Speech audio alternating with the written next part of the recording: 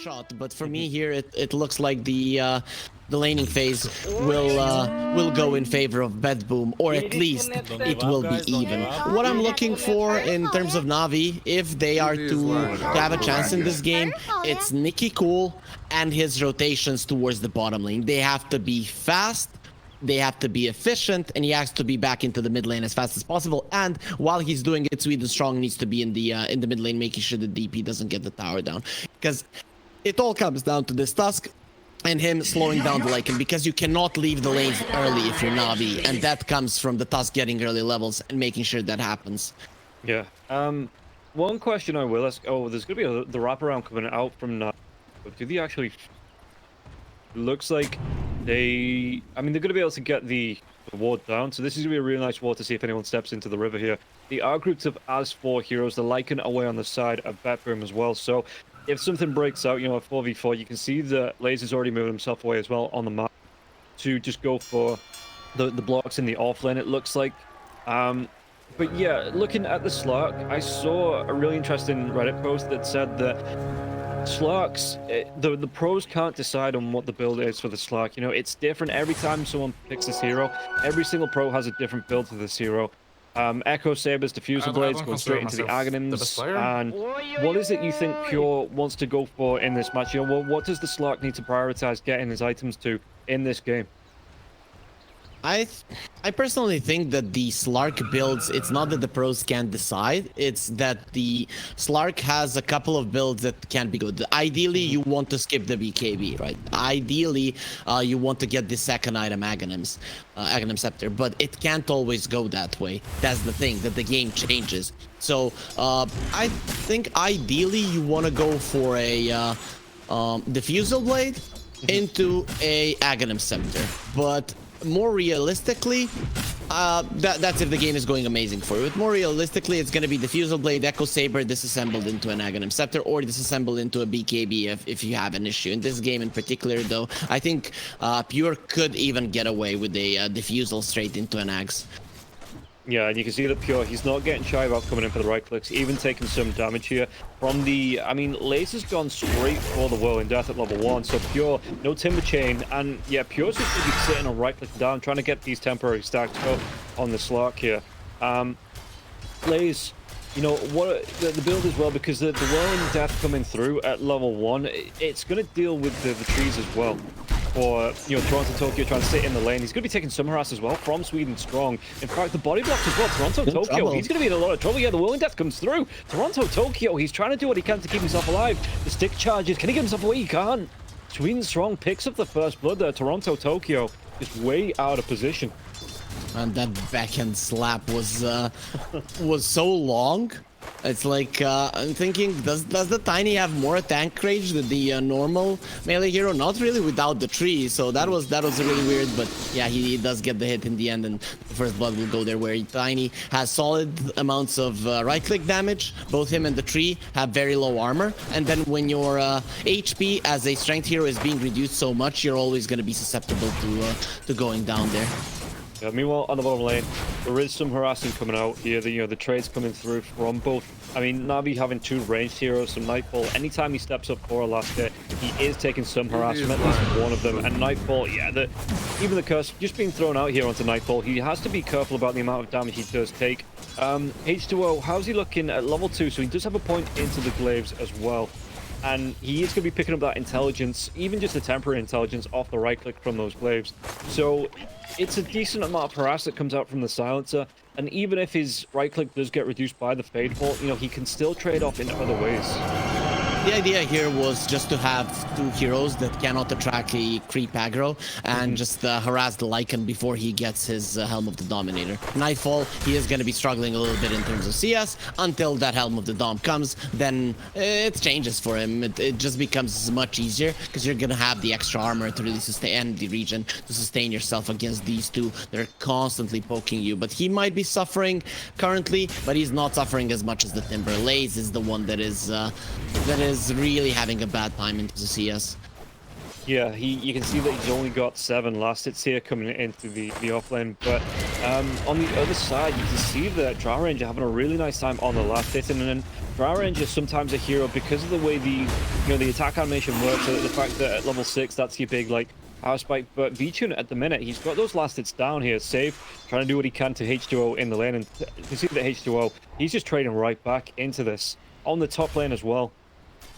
Again, Pure, he's not shy about coming through. Anytime Lave steps forward, Pure just goes in with the right clicks. And again, like you say, 2 melee heroes on the side of Navi. This is what Pure can do. He does get those temporary stacks, which means that the longer that Lave wants to stick around, even if he does have the reactive armor, he's still going to be giving up damage over to Pure. And yeah, Toronto Tokyo comes in, drops a leech seed as well, and all of a sudden Pure has a lot of regen going his way. But Pure still has to be careful. You're up against the Tiny, who is level 3. So Avatos, you can die even with the 10-stick charges and the Fairy Fire. Sometimes you can get surprised. But one thing that we have seen from BetBoom thus far is that they're very good at using their spells and items. And Pure, we can see that he's taking some damage, but we'll be fine. Yeah, has himself a couple of tangos there as well. Getting over to level 4. He had the pounces, but just in case he got into danger, he did have that pounce available too. And you could see that Navi, they were looking to get in front of him. They were looking to, stop that pounce away to the tier 1 tower, just in case they could potentially get off that first blood. Toronto Tokyo as well with the Nature's Draft, just being able to pull the creeps right back through, so not going to be any farm disruption, or at least trying not to be any farm disruption here. For Pure, the lane should just continue to push in favor of that tier 1 tower on the dire side. Sure, one lane we haven't talked about much, which has pretty much been a stalemate, which is to be expected. It's always what we see in a Tusk versus versus any range hero matchup. Even though GPK is not going to be in any kind of trouble, the Tusk is still going to be farming quite nicely. But as we get more levels in the Spirit Siphon, it becomes increasingly harder for the Tusk to really commit onto the creep. So now we're seeing GPK trying to make a difference in terms of CS between the two. Yeah, and you can see that as well, the regen, what's he got coming out on the courier? It is going to be that one, so he's got the infused raindrops as well. Nicky Cool, just trying to do what he can to keep himself alive in this lane. He's a big tanky hero anyway. Like I say, the Spirit Siphon, it's no longer that max HP damage, that max HP drain coming out. It is just a flat drain, but at level 3, it's still a lot this early on. Oh, it's insane. It's really a lot of HP that you have to go through, and you can't really kill with that bottom. Kind of the strength of the Tusk comes from the ability to harass his enemies. But speaking of harassment, Toronto Tokyo is taking a lot of it, but Pure is going in. Yeah, Pure, can he get this kill? I mean, the Timber Chain comes out, Sweden Strong, he's going to have his spells up in the next few seconds. Toss already out, and you can see that Toronto Tokyo, again, just getting a little bit too far forward. He did try and drop the leech seed to keep himself alive, but the amount of burst damage coming through from the Avatos, from that Timber Chain and the Whirling Death, was too much for the train to stand, and he was felled there by the Timbersaw. Yeah, Toronto Tokyo is still getting used to the laning mechanics of the safe lane. That is something that if people have watched their interviews that they've took, he was saying that there were some issues in the lane. Now it's looking better, but it's still not perfect. So in the future, probably we're going to be seeing Toronto Tokyo even better in the lane with Pure. But for now, he is going to be making these slight mistakes that twice will cost him his life. But at the end of the day, at least he forces the enemies to use a lot of spells, and then Pure can farm. Yeah, and H2O, they're getting a little bit too far forward. The Rubik holding the Telekinesis and the Fade Ball until he knew he was in kill range against the Silencer. And the Silencer, even the Wolves coming in to chase down and do the damage there. So getting the kill over onto the Silencer, and it gets BetBoom on the board. This is that part of the game where the Lycan will get his Helm of the Dawn. It is done. And when we have to expect Nicky Cool to somehow help him, right? First, you need to deal with the mid lane, with the siege creep, which is something that he's doing. But if you're not rotating towards the bottom lane, it's going to be problematic, or at least TPing. But I don't think Nightfall is going to be as crazy to dive. I think what you want to do with this Lycan is apply pressure and get the tower. Yeah, and you can see here as well that GPK has close to a full level advantage over the Tusk. The Tusk just hitting level 7, but GPK is looking for the rotate off. Did he find it? Even going to be able to find the Drow Ranger now as well. Spirit Siphon coming out. V-Tune. Does he get himself away? He's not going to be able to. The Wild Wing Ripper pulling him back and securing that kill. This is the thing. You can't go into the jungle in this game if you're Navi. You need the lanes to last longer. The Timbersaw can get enough hate towards him to pull 2 heroes, so you have the Tiny one extra hero to play the map with. And I understand that BetBoom, their heroes might be stronger with the Exorcism, with the Shapeshift, but you will have the numbers advantage to slowing them down. And with this kind of an approach, you're going to be in a lot of trouble. And Nicky Cool is rotating to the top lane, so they're at least bullying Toronto Tokyo. Yeah, they did get another kill, but at this point, the tree, it's just playing the living ward roll. Scouting out, Pure's just going to be able to put himself behind. Looks like he is going to be going towards the Echo Saber here for the Slark. Meanwhile, the Drow just has to move into the triangle. That's it. The lane is over. Lycan took the tower. And even the Exorcism, it's going to be coming out here in the mid lane. What can they do here? Because H2O's around as well in this mid lane. But you can see that GPK is just hiding himself in the trees, just letting this Exorcism go to work. Nicky Cool here with the Walrus on GPK. Snowball coming up, and the Spirit Siphon was already there. So the sustain is out for the Death Prophet now. It's got 3 heroes in the mid lane. GPK trying to get himself around, but another shard. They come out once again. GPK, Spirit Siphon onto a creep, just trying to get as much health as he can. Still has one more charge. The Telekinesis as well. Snowball will be coming in, but it's going to be underneath the tier 1 tower. No Spirit Siphon for the next 20 seconds. And again, the Walrus Punch comes in, but Nicky Cool, he's going to be taking tower damage.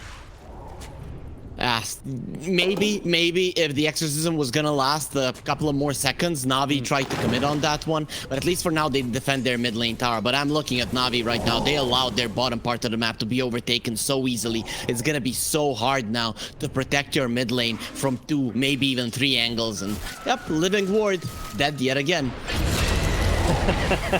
Oh, poor Toronto Tokyo. You know, he spent the best part of the last 2 seasons as, you know, the mid laner, taking all of the support from his team, you know, being the main focus, finding all of his farm, and now shifted to that position 5 of his own accord. Though, you know, it's not like he was forced into it. He wanted to do it to play with the BetBoom squad. But, you know, finding out that life isn't roses is that position 5, which is the reason I don't play it. No. This is the thing. When he played the mid lane, he always wanted his position 5. I know in games that you're losing or not doing well in, like, they're ganking me. What are you doing against position 5? Go and die there. What the hell? And he's like, yeah, my cores, they want me to die. And he's taking this role quite literally because he is 0 and 4. And Navi have gotten only 4 kills thus far. So it is Toronto Tokyo that is giving them all of the kills that they've gotten so far. Yeah, it makes a change from yesterday though, when it was Save giving away all the kills in that first game. Yep. Yeah, they take turns, they sacrifice themselves. Speaking about sacrifice, it's not even a sacrifice, he's dying for nothing. Again, top lane, Navi, they pick up the tree. Tree 0 and 5, Navi 5 kills to their name. This is a bad death, right? This is that treant death that you're staying in the on your lane for a very long time, and till the end he's gonna have the exact same death unless he baits them long enough. No one cares. Navi, they just don't care. I mean, the Tusk is TPing in here. Does he want to try and make a move? Yeah, they're going to try and go here. Lycan still has that transformation. He's going to be able to get the shift off on the Ice Shards.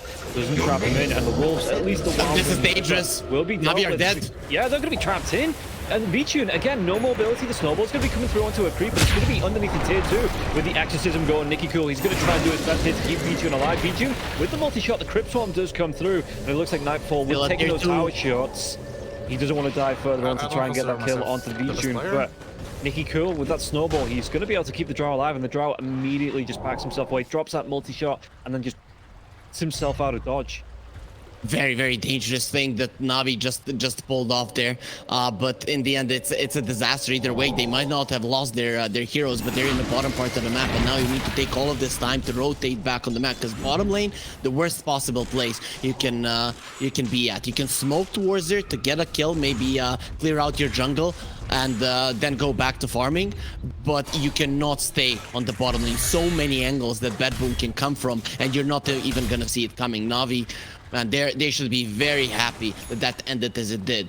Yeah, and you can see again, EGB giving the odds 8-1 here, nearly 9-1 for an out from Navi. It may as well be 9-1 for Navi. BetBoom, you know, just getting out close to evens here on the B odds. You can see as well that, I mean, the Slark's going straight for the Aghanims after the Echo Shaper, which it makes sense.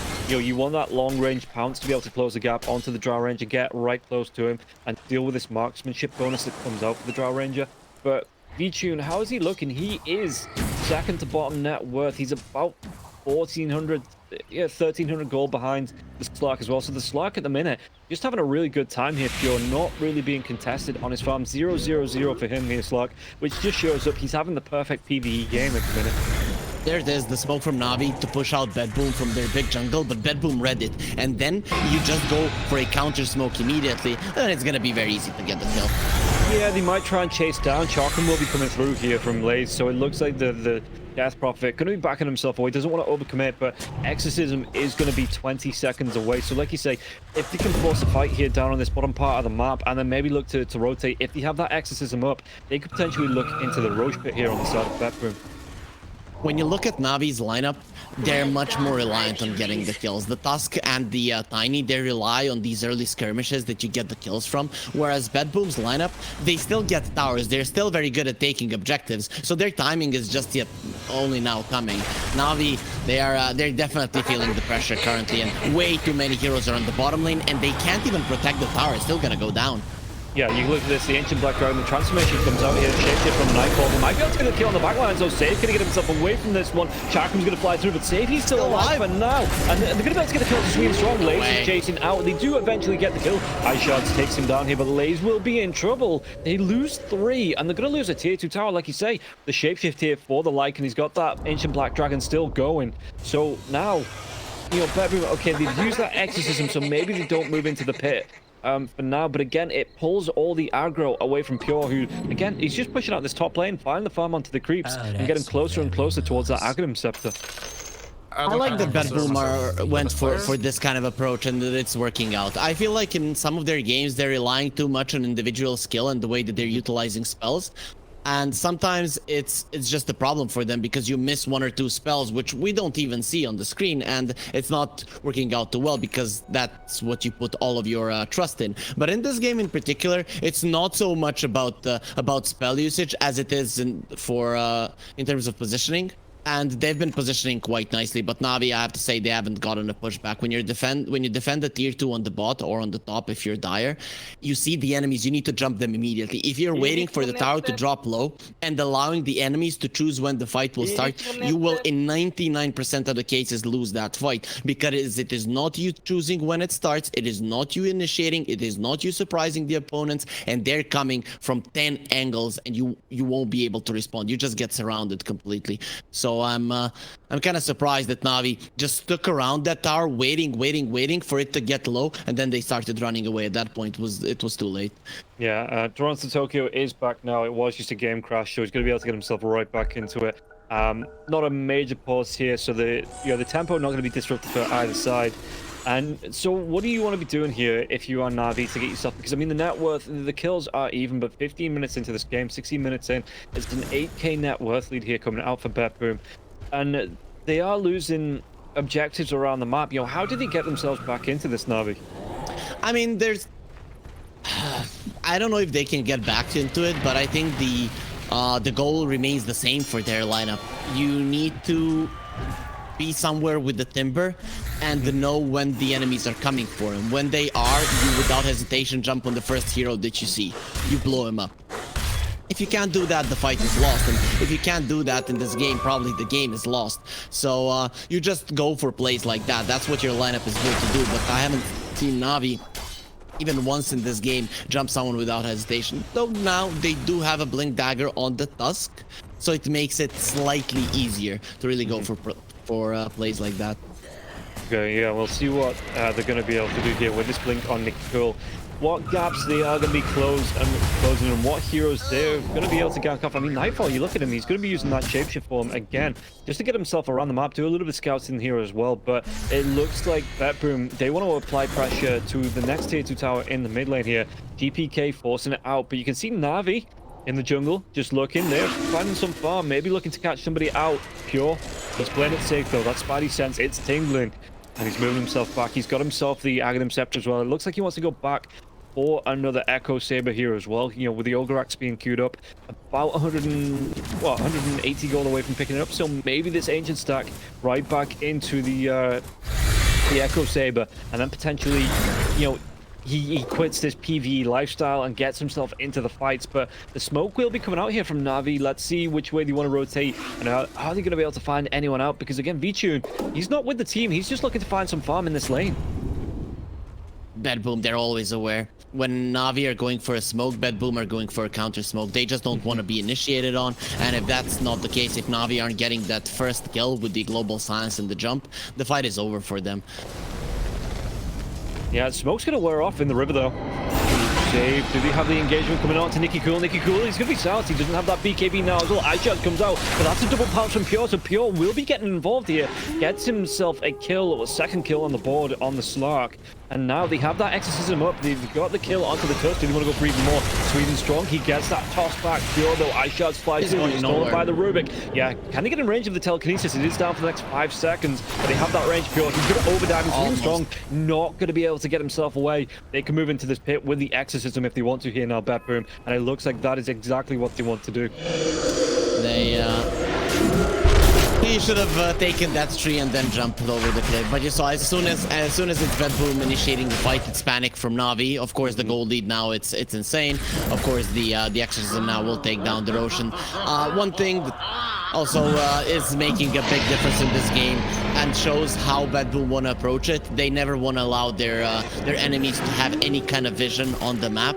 They got a very early gem. And now it's 19 minutes. I think they bought it like 15 minutes into the game, and they've just been taking down vision everywhere on the map. BetBoom are playing on the bottom lane around their own vision, and Pure is playing on the top lane during nighttime with the gem in hand, meaning that he cannot die. There's absolutely no chances. Even if the enemy smoke towards him, he's a Slark, and once the smoke breaks, he's gonna see them earlier than they see him, and it's just impossible to catch him. It's impossible to kill him. Thus, it's impossible for Navi to play the game. Now, at least during this time when the Rosh is being taken, you can go back into your jungle and remove some of the vision, which is exactly what they should. Yeah, you can see that there was the outpost snatch coming back in. Oh, they're going to be able to get the jump on the Laze. Laze doesn't get himself away from this. He's just dead. Straight up Slark stepping into this game now with this Aegis, with the Aghanim Scepter going towards the shot as well. Not going to be too far away from that. The gold needed about 200 gold, and Pure, he wants to go for more. He actually hits it onto Nicky Cool. Nicky Cool going to be in trouble, turns around with the tag team, but the sounds comes through, so no snowball, no ice shots just yet. And the chase on from Pure. Pure is going to be able to pick up another kill here in this game. 3-0-2. With the shard of the Slark, any chances of Navi are gone. Because even if he would get the perfect initiation, there is gonna be a Depth Shroud protecting whoever it is there. Slark has an Aegis, so he can be aggressive, and if anyone else gets jumped, they're gonna be instantly protected by the Depth Shroud. That makes it impossible for Navi to defend even the mid lane. They have a Tiny, but he doesn't have a Blink, and I don't think Sweden Strong is ever gonna get it. Again, you know, Sweden Strong Tiny strikes once more and not getting the Blink at the at a timing that is needed for his team. Yeah, and like you said, the power spike on the Tiny, if he doesn't have that Blink, he's long past the point of being able to just jump in, or maybe on the Rubik, because the Rubik only has 1,000 health.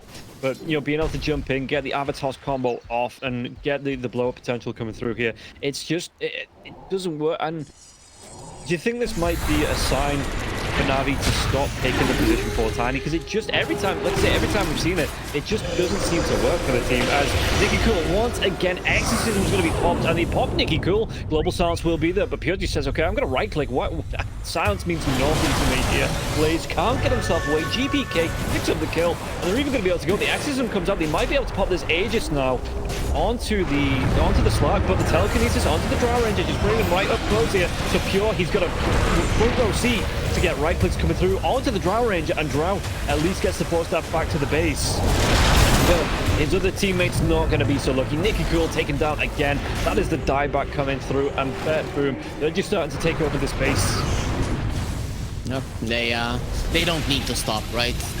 No one is even close to dying. Pure getting close to it a couple of times, but he still has the Depth Shroud, so really his life is not going to be taken. And this game one is just over. And GPK, they're waiting for his rampage. Oh man, they're just such nice teammates.